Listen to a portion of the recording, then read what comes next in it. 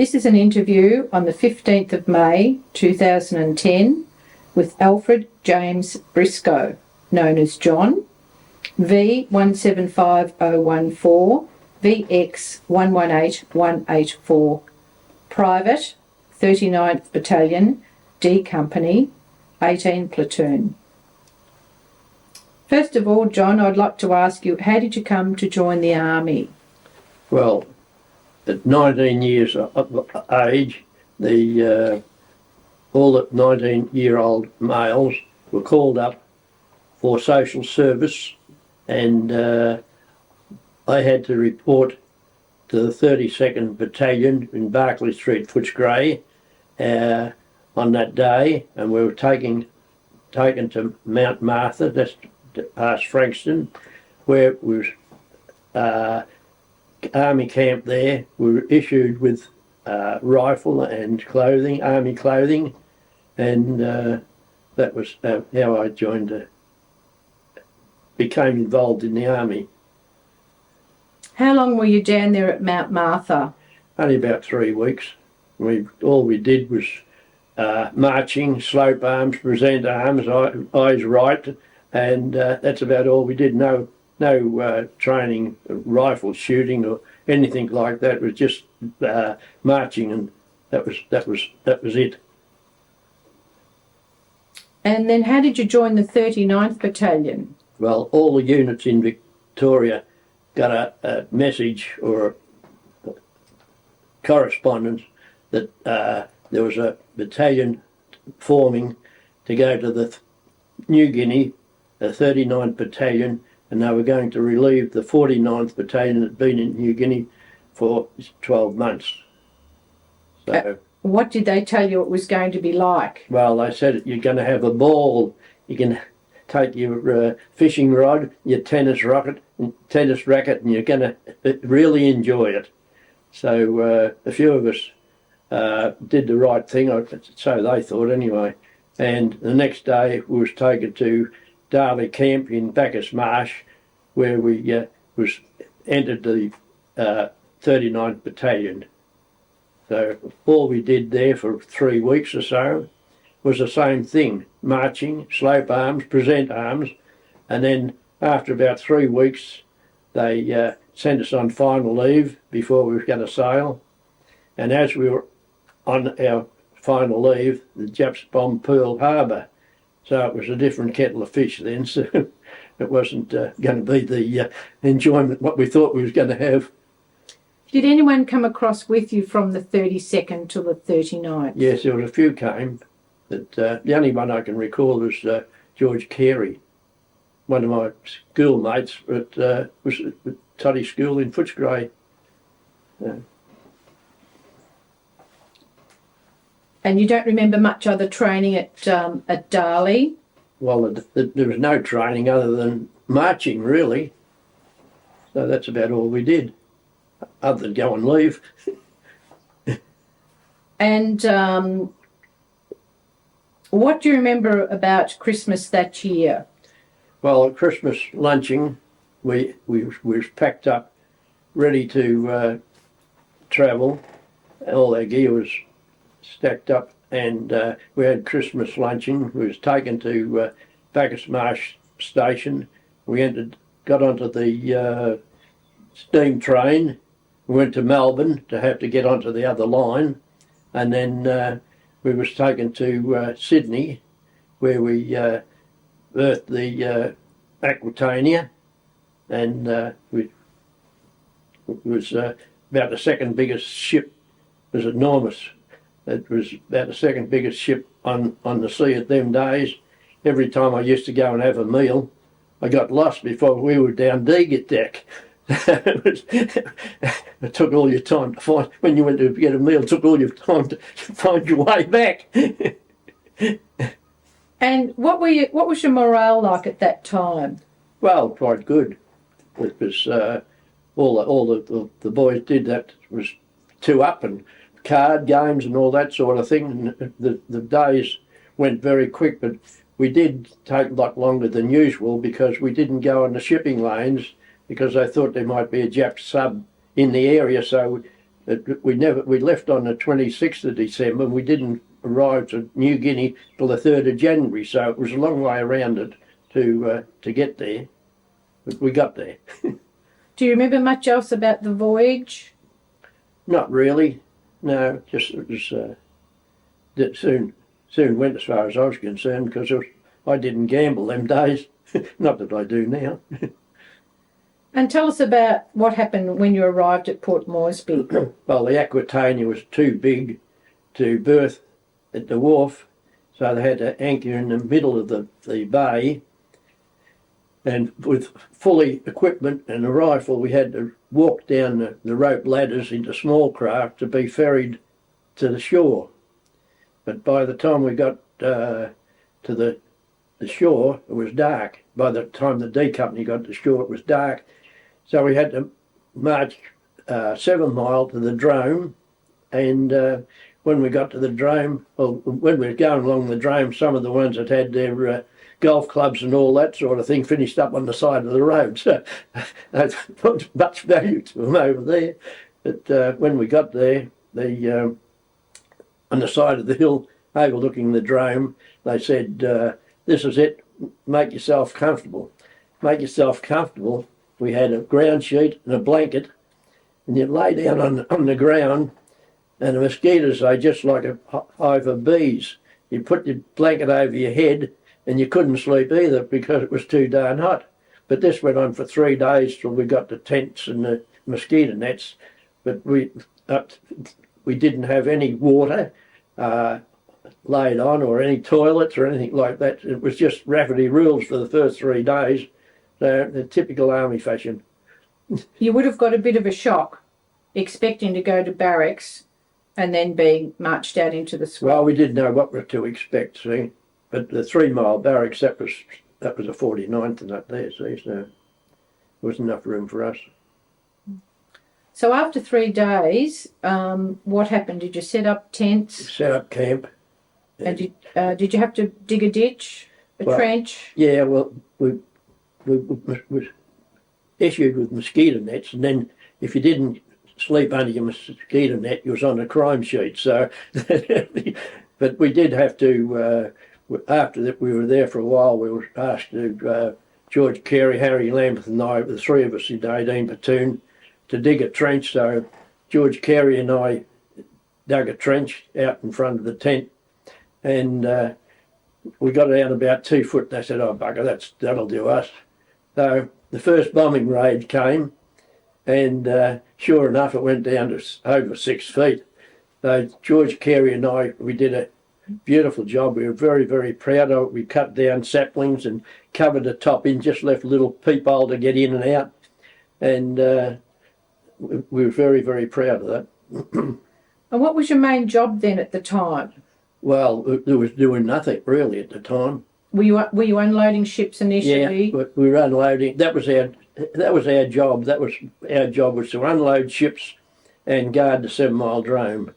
But I was on unloading one day, and the fighters came over, and there was some Catalina flying boats on the bay, and they just strafed them and sank them, and then headed off. They didn't worry anything else, but the MacDewey was unloading that, and they didn't worry about the MacDewey. But some days afterwards, some of our boys were unloading a MacDewey when the air raid siren went, and the skipper pulled the boat out into the centre of the bay, and the bombers come over and unloaded tons of bombs, and it was said that one bomb went right down the funnel of the MacDewey.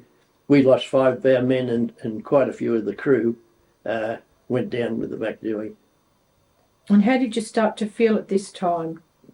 Well, we're a bit amazed really, because we had no aeroplanes or anything like that to support us. They just came over and strafed and bombed and did as they liked. There was no opposition. We only had smaller ACAC guns, and when the planes come over at 20,000 feet, they were lucky to reach that height. What else did you do in your daily life? Do you remember marching or any training or going for a swim or Do you remember? No, not very much. No, not. We didn't do anything much over there. We just stationary, waiting for the time to go. I think 12 months ago. And I believe you ended up being a cook. Yes, I was. How did that come about? Well, Frank Beasley, one of our cooks, took sick, and he was taken to hospital. And there was a circular come around to all the companies that could anybody cook. Well, I said, well, I can cook a roast, I can cook scones. They said, right, you got the job.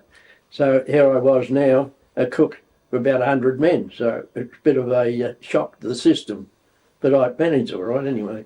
Tell us a little bit about it. Did you have like a tent or a shack or? Yeah, we had it there. We had tents and that sort of thing from the city and doing tent for the supplies and all that sort of thing, and decent cooking facilities. And what would you cook on? Did you have a stove, or how would you go about cooking? Well, we had wood stoves, yeah. And did you have any helpers? Oh yeah, you had to have helpers to do all the peeling and potatoes and everything like that. Otherwise, you couldn't do it. Were they natives or were they Australians? Some of our boys, yeah. Yeah. Quite a lot of them used to volunteer for it because they get some little tidbits from the kitchen. Yeah. And just like a general day, what would breakfast be? A general day. Well, I can't remember that really, but we used to cook a fair meals, like they were pretty good meals, like to keep them happy, and they seemed to be pretty happy. So yes. And who were you cooking for at that time? I was at D Company, and then afterwards I went to Headquarter Company. I was cooking there for quite a while. And what other things would you cook up?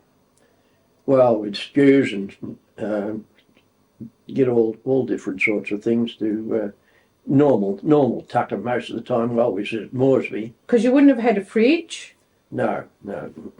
And how would you manage with the meat and? Well, you cook whatever you got today, what you're cooking tomorrow. So it was more or less just whatever you had there, Whatever your supplies. That's whatever was supplied. How did you get the supplies? Would they have come across They'd come on the ships? Yeah, well, they had to be, yeah. And you probably had a lot of dry food and a lot of tin food? Well, a fair bit of tin food, yeah. But not as much as when we had on the track, of course. No. Did you always have the kettle going? Oh, most of the time, yeah. Had plenty of mates to hang around. Would you have to do the cleaning up also? No, I used to have volunteer, not even, used to have detail to do the washing up and that sort of thing. So. What time would your day start? Oh, that would have to have a meal ready at 8 o'clock, so you start quite a lot earlier than that by the time you made your porridge or toast or egg on toast or whatever it was. And did you have bread in the early days? yeah, they had there was bread and plenty of dog biscuits, we used to call them. They call them army biscuits, but we had a different version of it. And you'd make the biscuits into the bully beef and the biscuits. Only when we were on the track, right. Like you 99% of the time, all you'd have was bully beef and that's the dog biscuits, and then you'd get baked beans. Or when the end of the war, when I said the end of the war, I'll never eat baked beans again, because that's all half the time we was living on at the time. And like tinned fish, like little pilchards and that, like in the fish, but it was mostly roe and that, like, you know, but between all a lot of it kept us going, so that's the main thing. But with the bully beef, we used to crunch some of the biscuits up and make it like a rissole and then try and put it on a hot plate and heat it up, and something different for the boys. At one stage, we was getting taro that was grew up in New Guinea, That's like a local potato. It's like a lily, bottom of a lily. When you cooked that and ate it, the next day you could break wind all day. So go right through you. It's pretty powerful. It was very powerful. How old were you at this time? I was 19 when I went into the army, but then I was 20 on the Aquitania on the way over to New Guinea. Did you get sick at all while you were there at Moresby? Not at Moresby, no. How did you put up with the bombing raids? Well, it just come automatic. Like they'd strike one day and bomb the next day, and it just we had no air cover. We had a few AK guns, but the Japs come in at 20,000 feet, so they were pretty hard to reach. Were you told that the Japanese were threatening to invade? Well, when it was getting a bit close, that's when B Company was sent to Kokoda, and that's when they got to Kokoda. They went to Gona, and a small craft had taken some ammunition and tucker, and they took that back to Kokoda.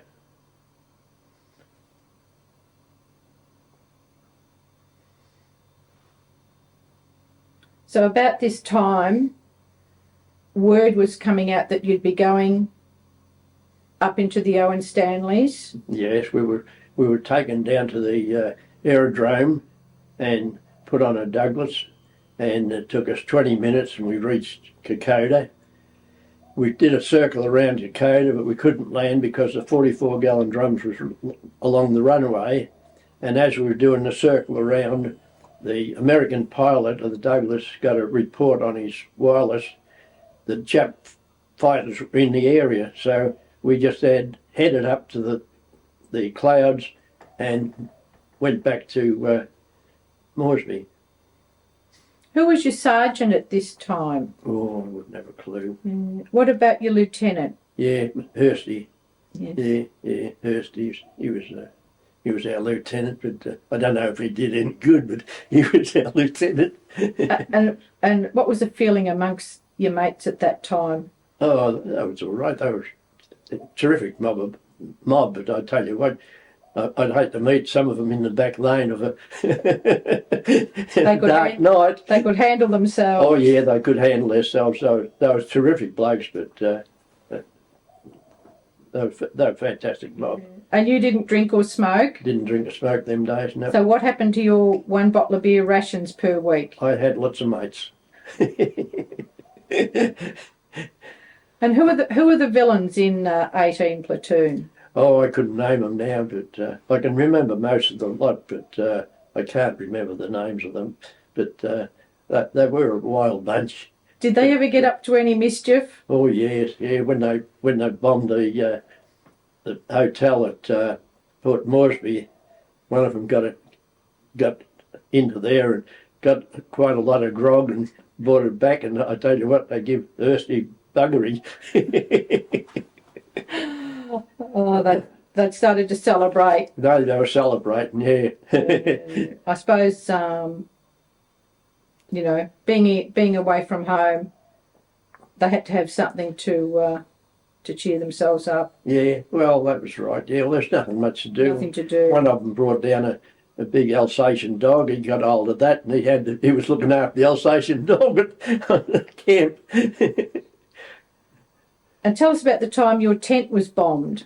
Oh, well, our trench was bombed. Yeah, well, I was on duty on that day on the Lewis gun up on top of the hill, and the air raid siren went, and I could see the Jap bombers, big ones, coming 20,000 feet. So that's impossible to reach with a 303. So you could do what you liked, but I went to the dry creek, which further away from the drome, thinking it'd be a bit safer. But when the air raid siren went to clear it, I went back to the tent, and when I got back to the tent, George Carey was there, and I could see a mob around our tent. When George saw me, his face lit up like terrific.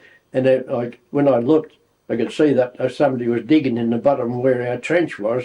They thought I was the only one unaccounted for. And they thought, but I don't know what they expected to find, because the 500-pounder hit it dead centre in the trench. Mm-hmm. But partly on the trench, when George Carey and I built a trench, Harry Lambeth was the other one, and he didn't move 1 ounce of dirt. But we put the saplings that over the top, and then the next day when we went out, it's got H. Lambert written right across one of the saplings, Collingwood champion goal sneak, and the lazy bugger didn't move 1 ounce of dirt. But did he play for Collingwood? Yeah, he played for Collingwood beforehand. Yeah.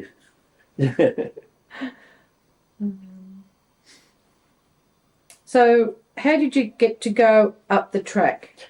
Well, the next day after we had our plane trip, we started to walk up the track, and our Air Force got some fighter planes.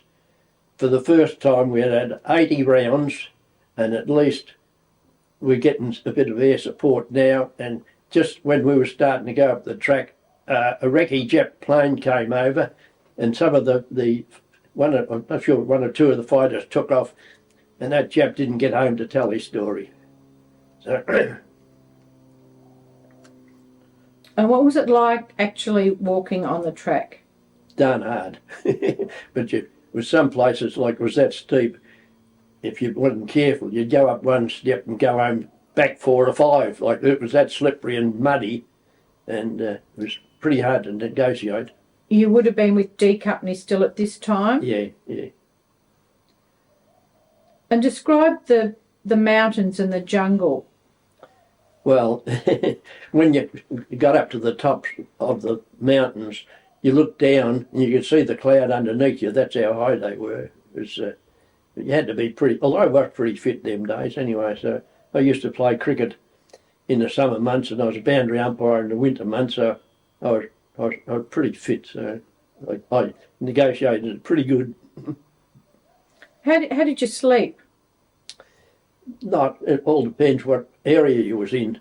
Like with going up the track, you was that tired, you slept all right. You could have laid on rocks and went to sleep. I think you was that tired. So when you arrived up at Kokoda, tell us about that when you got right up to Kokoda. Before we got to Kokoda, after about 8 or 9 days walking, where it was only 20 minutes with the plane, we got about 2 hours walking time from Kokoda.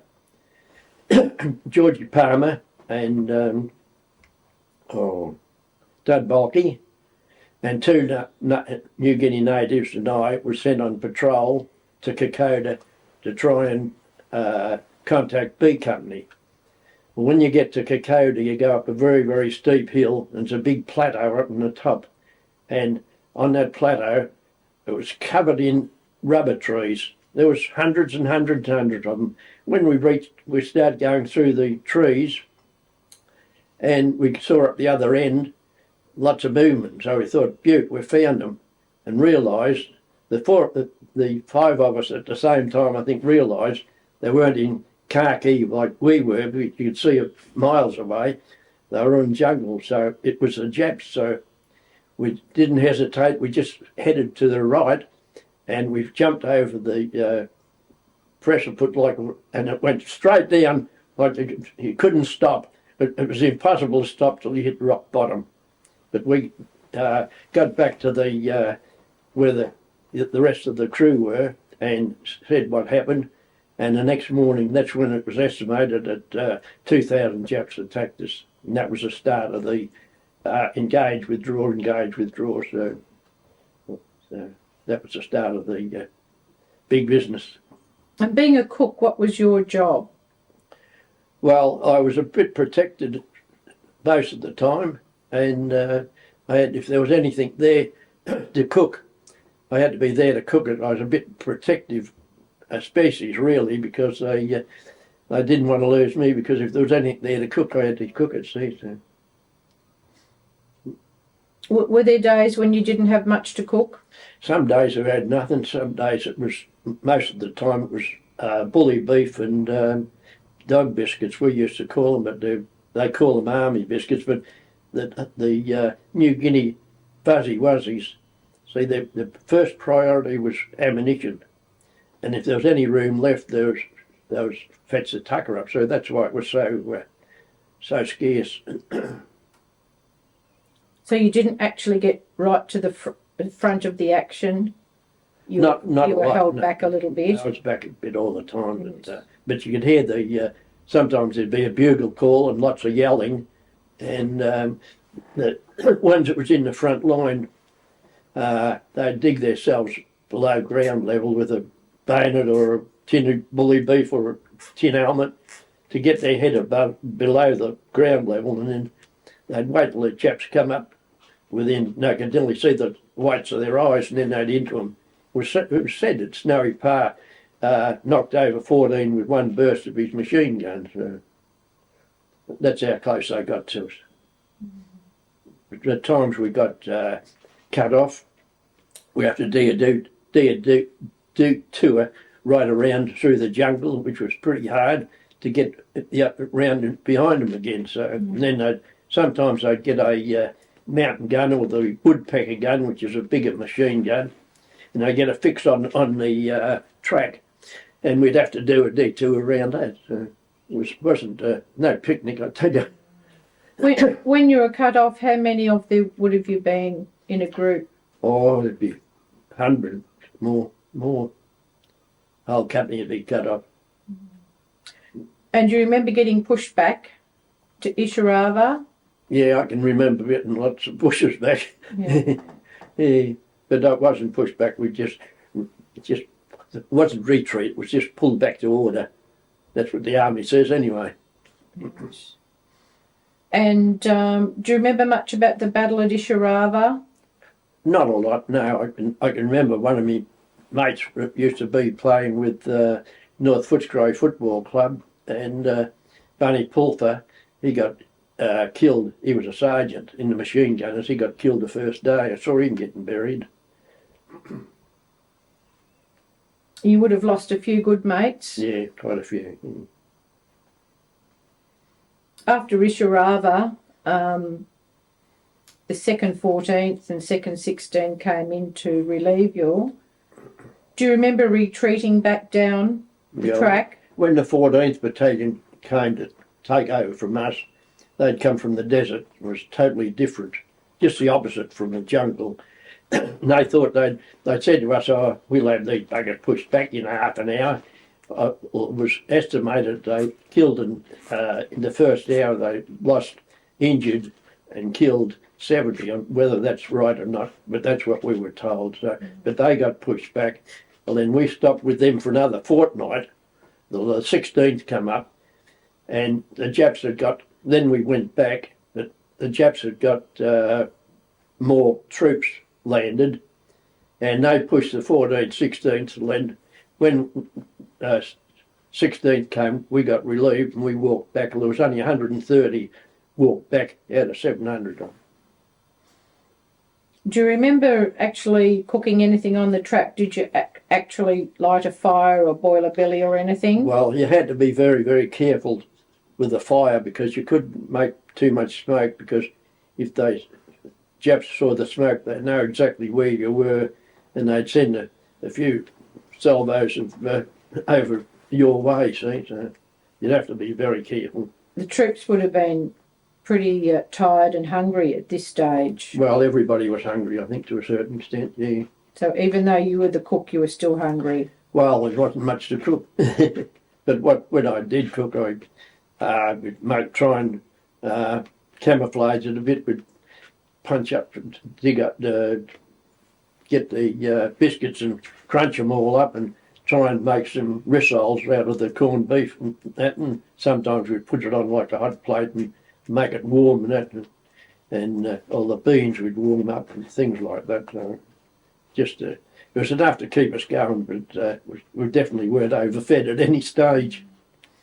Do you remember when you got back to Minari? Do you remember Colonel Honor making a speech? Yeah, well, that was when 130 of us were walking back. Yeah, I can remember that, yeah. Well, I was in the back line, that you can't see me, on the back line on the right. And what happened after that? Did you go back to Port Moresby? Yeah, we went back to Port Moresby and they built us up a bit, and then we was airlifted to Papua. From there we walked to nearly to Gona, and our mob eventually Gona fell after a lot of fighting. Were you still in the 39th? Yeah. Well, then when Gona fell, one of our Air Force planes was strafing an old Jap wreck that run aground when they was landing the troops, and it started machine gunning was blasting the ammunition into it, like, you know, bloody. But they thought that they'd using that as a supply dump to supply the Japs with the tucker and ammunition. So they were strafing that, and he turned around, and we were walking along the foreshore, just only 20, 30 feet inside from the bay, or the water's edge, in amongst the trees, the coconut palms, I should say, and they turned around and headed our way, and all you could see is fire spurting out of this fighter plane. We were being strafed, and about 8 or 10 foot to our right, there was dirt flew up everywhere, and 5 of our men and 2 natives were injured, but nobody fatal. But if he would have been 8 or 10 foot to his right, he would have got a string of us, because he would have went right along the track where we were walking. Were you still a cook at this stage? I was a cook right to the end of the war. And what platoon were you with then? Were you still in 18 platoon, or were you in headquarter company? I went to headquarter company then, yeah. Who was your lieutenant then? Oh, I wouldn't have a clue. You don't remember? No. McLean was one of our officers. Doug McLean. Doug McLean. He was in when we were airlifted to Kokoda and had to come back again. He was in the same plane as us, Doug McLean. Ian Douglas Hamilton McLean. Yes, that's right. Yeah. He likes the full title. Yeah. Well, what happened after Gona? Well, when Gona fell, after we got strafed, I got malaria, and I had to walk back to Papua, which is a few hours walk, and I was airlifted to Moresby, and I was in the hospital for about 10 days or whatever it was. You get that, you can't get enough blankets on you to get warm. You're shivering, like your temperature up about 100, 304, something like that. But then when I got the clearance from the hospital, I was taken to 3 Mile Barracks, which was a clearing station where you had to go before you went back to unit. So when I got there the next day, I went to the canteen and got a big tin of fruit salad and a tin of Nestle's cream and put it all together, and I downed about 3 or 4 mouthfuls, and it all come up because we weren't used to anything like that. It hit the bottom and come up. It didn't even reach the bottom, I don't think. But that was my 21st birthday. And did you get any telegrams for your birthday? Yeah, I got quite a few telegrams for my birthday for wishing me a happy 21st. And how did you feel about that? Quite happy. Remembering me. So after you'd been in hospital, did you rejoin the unit? Yeah, after so many days you went back to your unit, and by that time some of the ones that were coming out of hospital, the same as me, were accumulating because there was a terrible lot of sickness on the track because all the swamps and that breeding grounds for all the, you name it, and you could get it there in New Guinea, all the diseases and that. Not only that, the ulcers and the things like that, like it was unreal, the sickness that's over there like them days. And when did you come back to Australia on leave? Well, it was just before Christmas in '43, and we came back to the tablelands, and from the tablelands we were given leave. We're given leave to when we came back, and when we, Convalescing, I think you were convalescing. No, it was just as all the mob got to leave. It's when you come back, you get to leave. But we were trained. It took about 5 days, I think it was, 7 days to get from up in the Atherton Tablelands to Melbourne. You had to, like, you'd get so far and you'd go to the Brisbane, stop at Brisbane, and then you'd go down to Sydney, and then you'd be in the showgrounds where all the cattle used to be, sleeping there overnight. And that's how it took 5 days to get from Cairns to Melbourne. You had a promotion. Yeah, I got 2 stripes. Became a corporal. Douglas McLean gave me them, so it was very kind of him. My pay bumped up a shilling or something. Did that entail any extra responsibility? Well, not any more than what I was before, because I was in a charge of a kitchen before. See, corporal is in a charge, it's the same as being a cook really, because he was in charge of the kitchen and had to make sure that everything was on time. That was the main thing. Everything had to be on time. What were your wages? Well, when we first went over there, we were on 6 shillings a day, and then they thought they was opening their hearts because they give us another sixpence, so 6 and 6 a day. So that was fantastic. But I didn't smoke or drink, so I sent Mum home some money, and she bought me this block of land here, which was £50. Now it's worth thousands and thousands.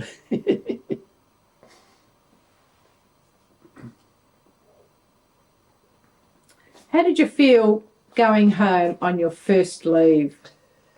Very happy. It's very, very happy to realise, like, you got over it, and there's a hell of a lot didn't. And you got through it, and so it was a big relief, not only for me, for the family too. So. How were your parents? Very happy. And did you have brothers or sisters? 3 other brothers. I was the eldest of the 4, but I'm the last. 2 other brothers. Ron died at 39. He had kidney trouble, and if he was alive today, he could be saved. And then the other youngest brother, he died about 5 years ago. So I'm the only survivor of our family. So.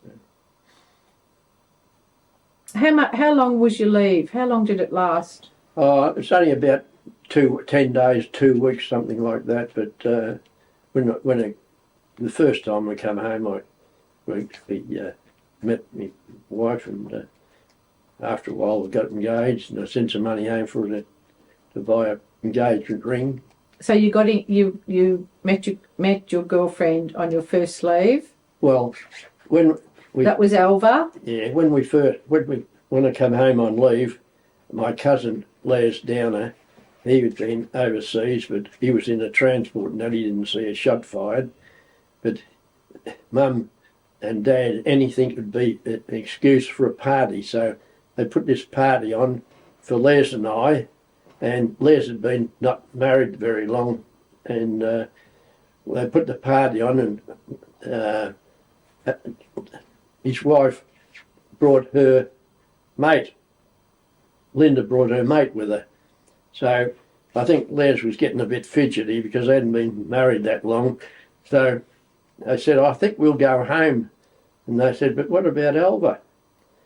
And of course, Mum jumped up. Oh, John will take her home. You know, big-hearted Mum. So she lived on one end of Footscray and I lived the other end. And so I walked her home, and that was the start of the 60-odd years we've been married. That's great, isn't it? Yeah. So. Well, going back to the war, after your first leave, you had to go back to rejoin the 39th up on the Tablelands. Yes. What happened then? Well, when we came back on leave, they announced that the 39th Battalion was no more, and we would be allocated to other units, and those who had joined the IIF in New Guinea went to the second battalion. That's the 6th division. That was the second was the New South Wales battalion. But we went there, and from there I was in the 39th for 3 weeks longer than most of the others, because Joe Long, Jackie Tonkin and I had to make an inventory of all the equipment and tents and everything. Was that on the Tablelands? That was on the Tablelands, yeah. So then after a couple of weeks I was taken to the second, and I was put in charge of the sergeant's mess. I was a cook at the sergeant's mess. So. And whereabouts was that? That wasn't very far from where we were, on the Tablelands. It was more or less a walking distance up in the Wandekla. Wandekla? Yeah. So what happened then after you were made in charge of the sergeant's mess? Well, I was in charge of the sergeant's mess, and the sergeants used to put a few shillings in them days and get a few extra things. I used to, every now and then, we'd have a 4-course meal. That's more than they'd get when they got home, really, some of them, because I'd put on a savoury, a soup, roast main course, and sweets. So they was quite happy with that, and I was happy too. The meals would have been greatly improved. Oh yeah. Well, from nothing to something, really. And did you go back overseas? Yes. When we went to the second, we was taken to Itāpi, and we did the coast right along to Wewak. And then when we got inland from Wewak, the Japs were still fighting after the Japs had given in, because they didn't know that the war was over. But after it was after it quietened down, we was back at Wewak then, and one of the Japs opened up with a mountain gun. I don't know why, because the war was over and our artillery was there. There was quite a few 25-pounders there, and a lot of them opened up at once on this one little area on the hill where the shot come from, and they wanted to get rid of all their ammunition because they didn't want to cart it home. So you could have cooked an egg on the barrels of the 25-pounders. They were that hot, they were just getting rid of all their ammunition. But then when, after a while, the Dutch and Indonesians looked like they were going to have a bit of a stoush, and it was, I was in D Company then in the second, and we was taken by plane to Merauke to guard the aerodrome there. So whereabouts was that? that's the nearest point to Australia, Merauke. It's an island, is it? It's on New Guinea Island. Yeah, we were airlifted to there, but when they was airlifting to there, the smart ass pilots, they were doing, the waves where they go down and you plop down like a lift. And one of our blokes, he was a pretty wild bloke, had a machine gun, and went up to the cabin, he said, "You do that again and you're rat." We went as smooth as for the rest of the journey, but we did 2 or 3 months there, and then we were brought back to home, and then it all depends then how many points you had. See, I wasn't married while I was in the army till the end. Well, I didn't have enough points to get out for a while, so I had to go and up to Bandiana, up for the end of the time till I'm in charge of kitchen up there, a transport mob, and I was there till I got my points up and got out the army and got £10 to buy a suit and a hat, and I looked jolly. And how did you feel? Feel really relieved. Yeah, have to be. But I didn't tell you about our wedding, did I? No. When I came home the next time after we'd been with Les and Linda and that was engaged then, and I came home and my brother, who was a wholesale butcher, and he used to fetch the oxtails home for Reverend Toy, Victoria Street Methodist Church. And Reverend Toy came around. I'd only be home about 2 days, I think it was. He came around and I said to Reverend Toy, he said, "How long to get married these days?" He said, "Oh, 2 weeks." He said, "But 2 days will do you." So we were married that was on the Wednesday. We got married on the Friday, and it cost us £3 to get married, and he gave us £1 back for a wedding present. So that was very kind of him, wasn't it? So that was the beginning of the end. So next day we went camping with all the family and all the relations or anything. So 20 tents or so up where we used to go camping, and they weathered the storm because I reckon that we kept them awake all night with the hum of the fence where they tethered our trailer up to. And so you were still in the army? Had you been discharged? No, that's before I went to Bandiana. Where were you when you heard that the war was over? We was inland fighting. Still, our mob was still fighting inland from Wewak. And how did you feel when the news came through? Oh, quite happy. Yeah. Bit relieved. Was there any celebration? No, not a thing. Well, the Japs didn't know that the war was over and they were still fighting places, so they didn't know. So it took a few days to realise that it was all over. How many years were you in the army? Well, I was in New Guinea for 15 months, and I went to I forget what it is now. It's in the book there, but I was in there for three odd years, 4 years. 4 years, I think it was. That was long enough. Did you learn anything from being in the army? Oh, I don't know whether I learned anything, but survival is the main thing. It survived. That's which a hell of a lot didn't. And did you have a new appreciation for life when you came home? Oh, I always liked life. I still do. Even getting on to 90 next year, I'm still enjoying life. That's great. Yeah. I'll just ask you a few more questions, just going back to New Guinea. What did you remember about the natives?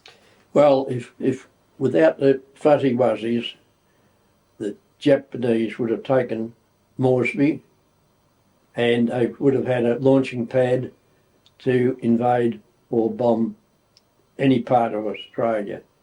But without them, none of us would be here today. We are them our lives, really. But they didn't get the recognition which they should have, because they should have been awarded millions of dollars for the effort. And what did they get? It took years and years and years to get recognised, same as the 39th Battalion. It took 40 years before anybody knew what happened. But the whole trouble was Menzies and American Douglas, everything was hush-hush. Nobody was allowed to publish anything or say anything about.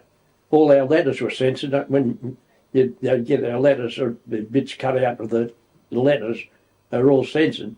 And the only reason that the Australians got to know what was happening in New Guinea was Damien Parra made a film, and that was put on newsreel on all the cinemas around, and that's the first they knew of what was anything happening in New Guinea. That was the first they knew, but everything was censored and wasn't allowed to say a thing about it. So.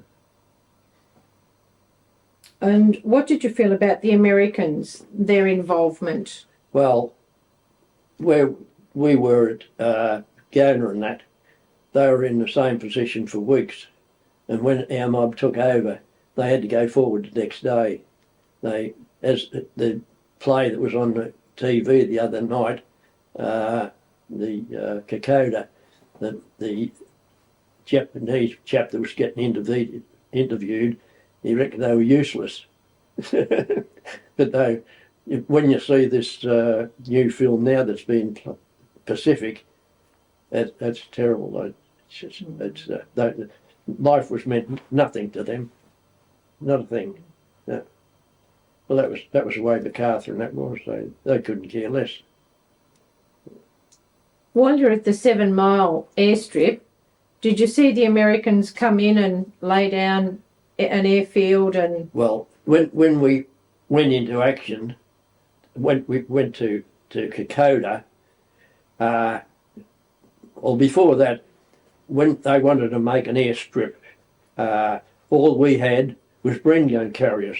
And what they were doing, they were flying up and down and spin it around and trying to level the grass off and the track off. And then when we went to Kokoda and come back, the Americans had enough equipment there to build a highway to here to Darwin and back again. They had every mortal thing you could think of, graders and tractors and you name it, that was there. It was just a total sleep. We weren't prepared.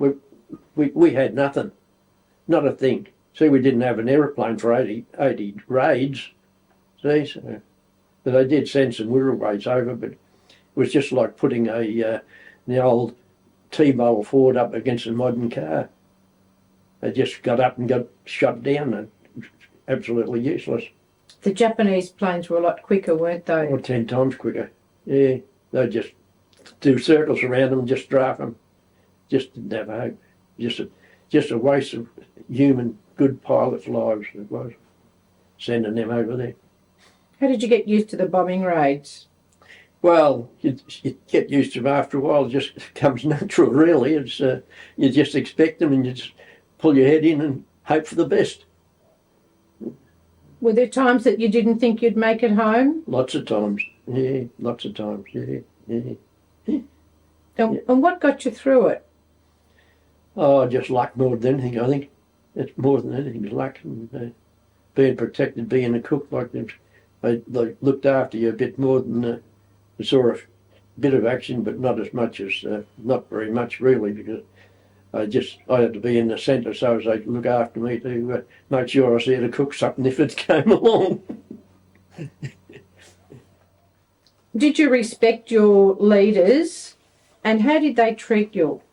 Well, the first ones that we had, the captains and that, they were out of this world. They didn't have a clue, really.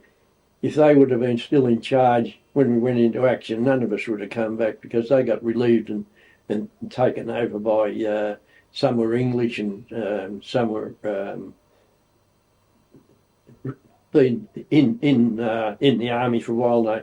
They knew what was what, which Banana Joe and all them that went over with us with the Aquitania, we wouldn't have lasted 5 minutes. When the Coral Sea battle was on, that was on at Bootless Bay then, and they were all full as boots. If anything would have happened, we wouldn't have been in the hunt.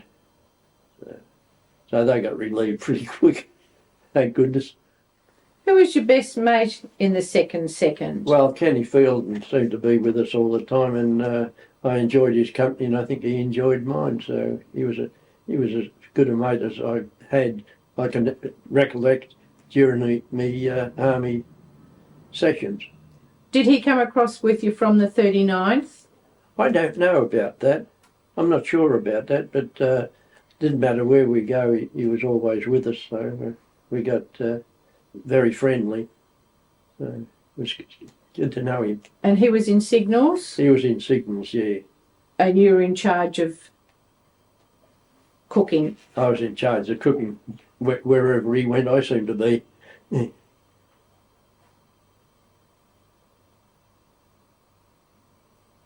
What do you think's important for the younger generation of today to remember about the campaign in New Guinea? Well, perseverance, and it's never over till it's really finished, because the 700, the 2,000 that attacked us, less than 700, at least 3 to 1, and then they've got reinforcements and that. You never give up, you just keep plugging along and something will come along eventually. So that's the main thing, is to keep smiling and enjoy life as much as you can.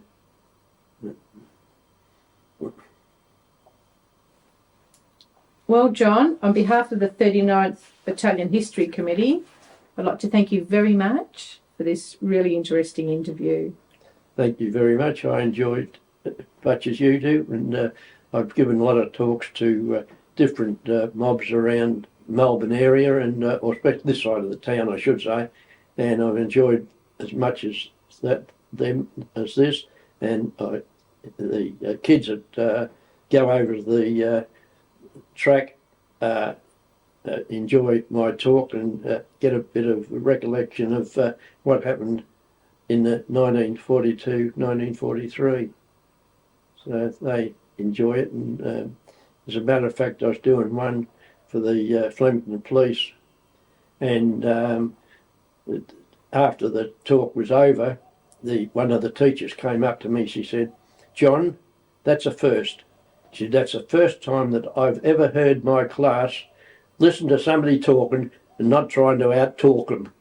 So that was a feather in the hat. So Definitely. really enjoyed that. So everywhere you go, like we've been to the Royal Yacht Club and different places, Melton Police Station and all that. So, but everybody appreciates the talk, and I enjoy giving it to them. So, Oh, that's great. I think, yeah. So that's just enjoy life while you can. That's the main thing.